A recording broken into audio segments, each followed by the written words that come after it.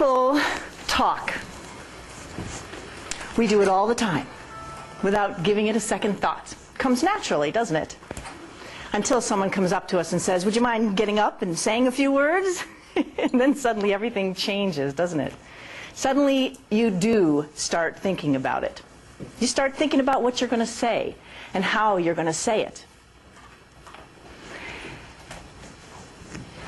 Most of the time,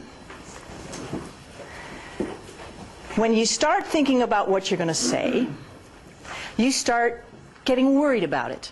You start getting concerned that you're saying the right thing. And the more you think about it, the more words you get, the more concerns you get, until some of us get to the point where we're absolutely petrified to even get up and make a presentation.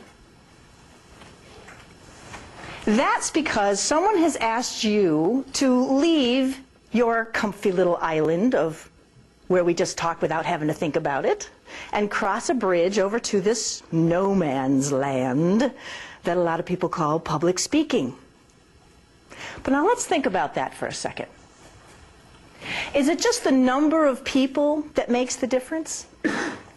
Let's say you got a call from that company that you have always wanted to work for. And they call to tell you that the dream job that you always wanted is becoming available. And would you come in day after tomorrow for a meeting? What happens? You start thinking about what you're going to say and how you're going to say it. Let's say your secretary calls and she says, you know that client that you've been trying to get for the last 5 years, the one that's going to double your business overnight? Well, they called and they want to meet with you next week. What do? You start thinking about what you're going to say and how you're going to say it. Suppose you go home next week and your spouse comes to you in the morning at breakfast and says, you know, honey, the kids, they're kind of reaching that age. We got to start telling them about the facts of life. What do? You start thinking about what you're going to say and how you're going to say it. Now, these aren't necessarily public speaking. This could be speaking one-on-one.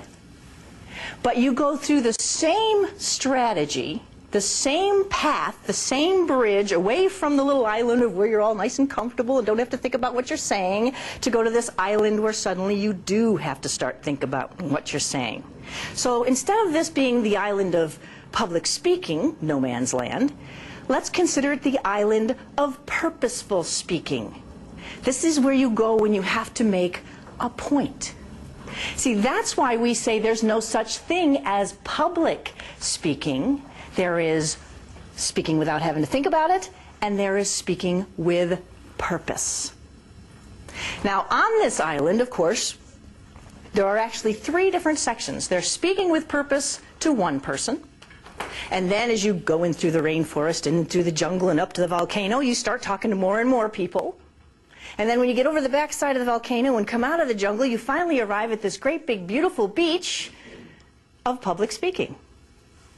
All part of the same island, and there's not that far of a distance between them. There's just a few extra tools that you need to help you get to the other side. So the point of our exercise for the next couple of days is to teach you how to make a presentation with purpose, and then to provide you with the tools to do it in any venue, anywhere, anytime. Sound good? All right, then if you would all please open your workbooks, and we shall begin.